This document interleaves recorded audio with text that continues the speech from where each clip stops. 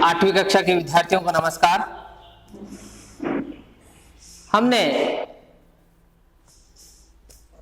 8वीं कक्षा से जुड़ा हुआ हिंदी विषय से जुड़ा हुआ पाठ नंबर 1 लाख की चूड़ियां पढ़ना प्रारंभ किया था, सुनना प्रारंभ किया था। तो लाख की चूड़ियां, लाख एक पेड़ से निकलने वाला द्रव है, उस द्रव के सहारे चूड़ियां बनाई जाती हैं। चूड़ियां बनाने वाला एक कारीगर था जिसका नाम बदलू था, बदलू कारीगर। बदलू कारीगर का जो कार्य था, यह चूड़ियां बनाने वाला कार्य, यह उसका पैतृक कार्य था। पैतृक यानी जन्मजात, उसके बाप दादा के जमाने से आया हुआ यह कार्य था। ऐसे में जब यह लाख की चूड़ियां बनाता तो इसकी लाख की चूड़ियों की मांग उसके गांव में तथा गांव के आसपास बहुत थी। लेखक ने लाख की चूड़ियां इस पाठ को लिखा है। क्यों लिखा है? क्योंकि लेखक बदलू नामक उस कारीगर से मिला था, उससे जुड़ा हुआ था। उसने उस कारीगर की जीवनी इस लाख की चूड़ियां पाठ के सहारे हम लोगों के सम्मुख रखी। साथ ही साथ वो जो कारीगर था, उस कारीगर का यह बहुत ही नजदीकी मित्र बन गया था। एक बच्चा होते हुए भी वह उसका मित्र बन गया था, और मित्र बनकर उसने, लेखक ने उसके जीवन से जुड़ी हुई सारी बातें जानी और हमारे सम्मुख रखी। रखने के बाद इस पाठ से हमें यह सीखने को मिला कि एक कारीगर का जीवन कैसा होता है, और साथ ही साथ आधुनिकतम कारीगर और पुरातन कारीगर। आज पुरातन कारीगरों की हालत क्या है, उनके कामकाज किस प्रकार चल रहे हैं, उनके कामकाज आज के जमाने में ठप हो गए हैं। ठप होने के लिए कारण क्या है? आज का जो युग है वह मशीनी युग है। इस मशीनी युग के कारण पुरातन जमाने के जो भी कारीगर हैं, जो भी उनके कार्य हैं, वे सारे कार्य ठप होते जा रहे हैं।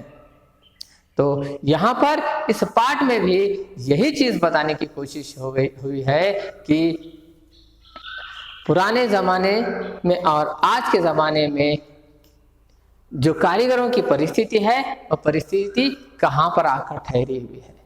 इससे उन कारीगरों का जीवन कैसे समाप्त हो गया है, तो समाप्त होने के बाद उनके जीवन की जो दशा होगी, उस दशा और हालात पर विचार करने की बात यहाँ पर लेखक हमारे सम्मुख रखते हैं। तो हमने गत भाग में देखा था कि बदलू कहां से जुड़ा हुआ था।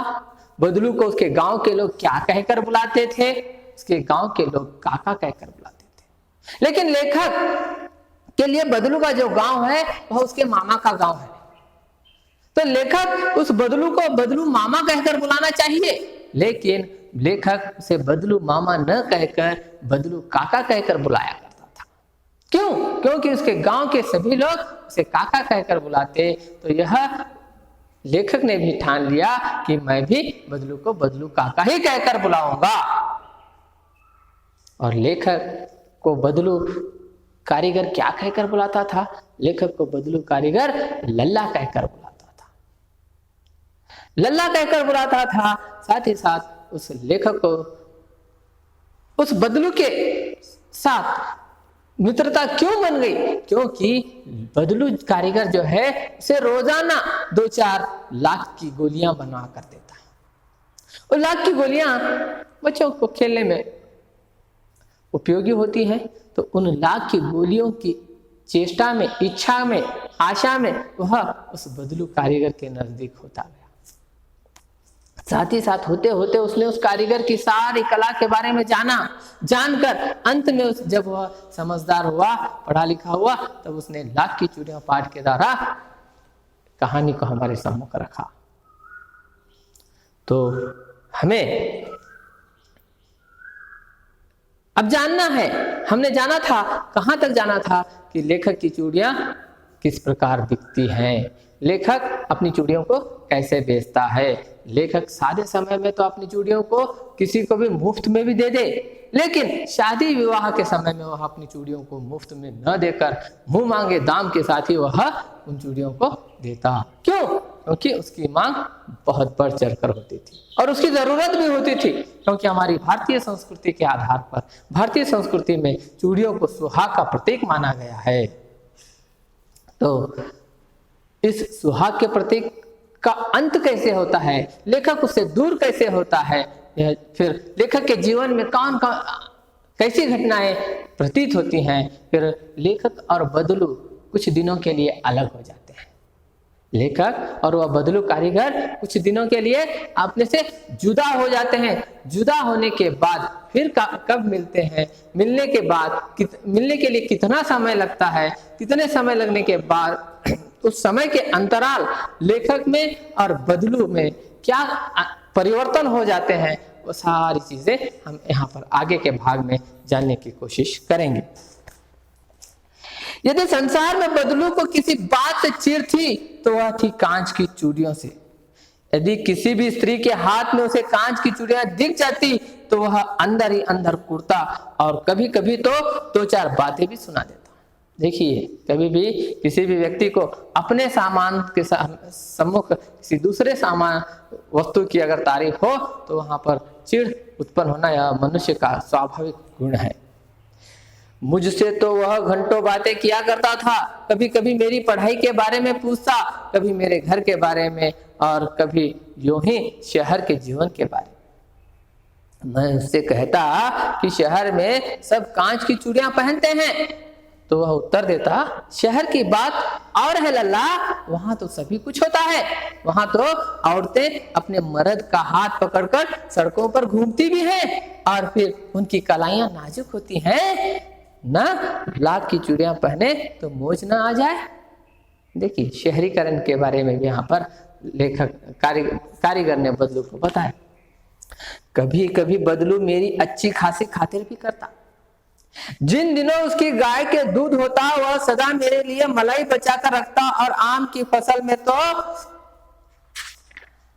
मैं रोज ही उसके यहां से 2-4 आम खा आता। परंतु इन सब बातों के अतिरिक्त जिस कारण वह मुझे अच्छा लगता वह यह था कि लगभग रोज ही वह मेरे लिए 1-2 गोलियां बना देता। मैं बहुधा हर गर्मी की छुट्टी में अपने मामा के यहाँ चला जाता और 1-आधा महीने वहां रहकर स्कूल खुलने के समय तक वापस आ जाता। परंतु 2-3 बार ही मैं अपने मामा के यहाँ गया होऊंगा, तभी मेरे पिता की एक दूसरे शहर में बदली हो गई और एक लंबी अवधि तक मैं अपने मामा के गांव न जा सका। तब लगभग 8-10 वर्ष के बाद जब मैं वहां गया तो इतना बड़ा हो चुका था कि लाख की गोलियों में मेरी रुचि न रह गई थी। अतः गांव में होते हुए भी कई दिनों तक मुझे बदलू का ध्यान न आया। इस बीच मैंने देखा कि गांव में लगभग सभी स्त्रियां कांच की चूड़ियां पहने हैं। विरले ही हाथों में मैंने लाख की चूड़ियां देखी। तब एक दिन सहसा मुझे बदलू का ध्यान हो आया। वह बात यह हुई कि बरसात में मेरे मामा की छोटी लड़की आंगन में फिसलकर गिर पड़ी और उसके हाथ की कांच की चूड़ी टूटकर उसकी कलाई में घुस गई और उससे खून बहने लगा। मेरे मामा उस समय घर पर न थे, मुझे ही उसकी मरहम पट्टी करनी पड़ी। तभी सहसा मुझे बदलू का ध्यान हो आया और मैंने सोचा कि उससे मिलाऊं। अतः शाम को मैं घूमते घूमते उसके घर चला गया। बदलू वहीं चबूतरे पर नीम के नीचे एक खाट पर लेटा था। नमस्ते बदलू काका, मैंने कहा। नमस्ते भैया, उसने मेरे नमस्ते का उत्तर दिया और उठकर खाट पर बैठ गया। परंतु उसने मुझे पहचाना नहीं और देर तक मेरी ओर निहारता रहा। मैं हूं जनार्दन काका। देखिए, लेखक का और एक नाम, असली नाम, लेखक का असली नाम जनार्दन। मैं हूं जनार्दन काका, आपके पास से गोलियां बनाकर ले जाता था। मैंने अपना परिचय दिया। बदलू फिर भी चुप रहा, मानो वह अपने स्मृति पटल पर अतीत के चित्र उतार रहा हो। और तब वह एकदम बोल पड़ा, आओ लल्ला बैठो, बहुत दिन बाद गांव आए? हाँ, इधर आना नहीं हो सका काका। मैंने चारपाई पर बैठते हुए उत्तर दिया। कुछ देर फिर शांति रही। मैंने इधर उधर दृष्टि दौड़ाई, न तो मुझे उसकी मचिया ही नजर आई, नहीं भट्टी। तो देखिए यहाँ पर कारीगर का जो कार्य है समाप्त हो चुका था। उन 7-8 वर्षों में, 7-8 वर्षों के अंतराल में कारीगर का जो कार्य था वह समाप्त हो चुका था। कारण देखिए, आजकल काम नहीं करते काका? मैंने पूछा। नहीं लल्ला, काम तो कई साल से बंद है। मेरी बनाई हुई चूड़ियां कोई पूछे तब तो। गांव गांव में कांच का प्रचार हो गया है। वह कुछ देर चुप रहा, फिर बोला, मशीनी युग है ना यह लल्ला, यह जो युग है मशीनी युग है। तो उस 7-8 वर्ष के बीच में मशीनी युग प्रारंभ हो गया। उस मशीनी युग ने उस बदलू कारीगर का जो कार्य है वह छीन लिया, वह बेकार हो गया। यह लल्ला, आजकल सब काम मशीन से होता है, खेत भी मशीन से जोते जाते हैं, और फिर जो सुंदरता कांच की चूड़ियों में होती है, लाख में कहां संभव है, लाख में कहां संभव है। लेकिन कांच बड़ा खतरनाक होता है, बड़ी जल्दी टूट जाता है। मैंने कहा, नाजुक तो फिर होता ही है लल्ला। कहते कहते उसे खांसी आ गई और वह देर तक खांसता रहा। कौन? बदलू। बीमार भी हो गया है, कमजोर भी हो गया है। मुझे लगा उसे दमा है, दमा। अवस्था के साथ साथ उसका शरीर ढल चुका था। उसके हाथों पर और माथे पर नसें उभर आई थी। जाने कैसे उसने मेरी शंका भांप ली और बोला, दमा नहीं है। अपनी बीमारी को छुपाने की कोशिश कर रहा है, अपने आप को सुदृढ़ बता रहा है। फसली खांसी है, यही 1-2 महीने से आ रही है, 10-15 दिन में ठीक हो जाएगी। मैं चुप रहा। मुझे लगा उसके अंदर कोई बहुत बड़ी व्यथा छिपी है। व्यथा यानी दुख, दुख छुपा हुआ है। मैंने देर तक सोचता रहा कि इस मशीनी युग ने कितने हाथ काट दिए हैं, इस मशीनी युग ने कितने हाथ काट दिए हैं। आप विद्यार्थी लोग, आप भी सोचकर देखिए कि इस मशीनी युग ने अपने समाज के कितने लोगों के हाथ काट दिए हैं। कुछ देर फिर शांति रही, जो मुझे अच्छी नहीं लगी।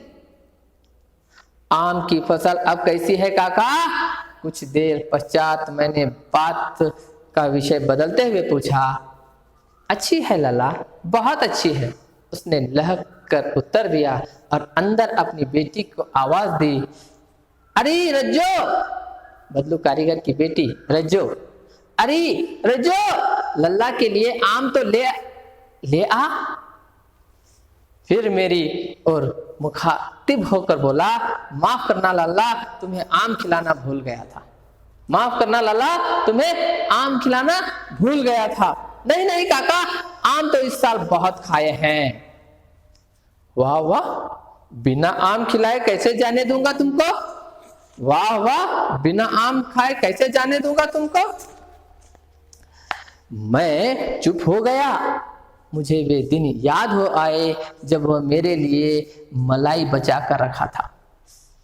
गाय तो अच्छी है ना काका? मैंने पूछा। गाय कहाँ है लल्ला? 2 साल हुए बेच दी, कहां से खिलाता? इतने में रज्जो, उसकी बेटी, अंदर से एक डलिया में ढेर से आम ले आई। यह तो बहुत है काका, इतने कहां खा पाऊंगा? मैंने कहा। वाह वाह, वह हंस पड़ा। शहरी ठहरे ना, मैं तुम्हारी उम्र का था तो इसके चौगुने आम एक बखत में खा जाता था।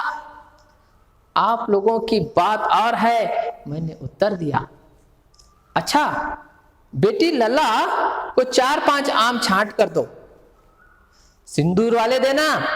देखो लल्ला कैसे है, इसी साल यह पेड़ तैयार हुआ है। रज्जो ने 4-5 आम अंजुली में लेकर मेरी ओर बढ़ा दिए।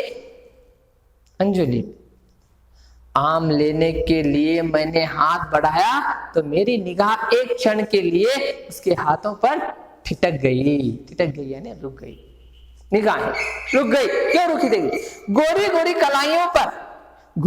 कलाइयों पर लाख की चूड़ियां बहुत ही फब रही थी यानी सुंदर दिखाई दे रही थी। बदलू ने मेरी दृष्टि देख ली, बदलू ने मेरी दृष्टि देख ली और बोल पड़ा, यही आखिरी जोड़ा बनाया था, यही मैंने आखिरी जोड़ा बनाया था। जमींदार साहब की बेटी के विवाह पर 10 आने पैसे मुझको दे रहे थे, मैंने जोड़ा नहीं दिया। कहा शहर से ले आओ। मैंने आम ले लिए और खाकर थोड़ी देर पश्चात चला आया। मुझे प्रसन्नता हुई कि बदलू ने हार कर भी हार नहीं मानी थी। उसका व्यक्तित्व कांच की चूड़ियों जैसा न था कि आसानी से टूट जाए। मतलब जिद्दी था वह, अपने काम पर उसे गर्व था, अपनी कारीगरी पर उसे गर्व था। उस गर्व पर उसने कभी अपने आप को झुकाया नहीं और न झुकाते हुए उसने अपने उस कार्य को अंतिम रूप दे दिया। इस प्रकार यह पाठ यहीं पर समाप्त होता है। धन्यवाद।